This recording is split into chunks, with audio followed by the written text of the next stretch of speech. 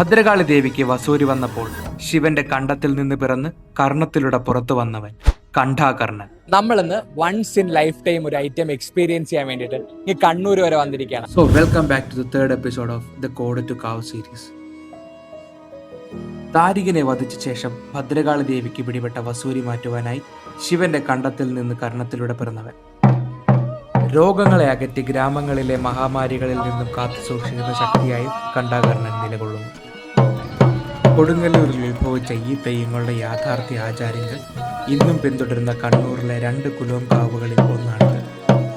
ദൈവത്തെ ഇരുത്തി 64 കലകളെ സൂചിപ്പിക്കുന്ന 64 കളങ്ങൾ ഉണ്ടാക്കി 32 പന്തം കൊളുത്ത് നടത്തുന്ന തറമേൽ കൊടുക്ക് ഇന്നും ഇവിടെയുണ്ട്.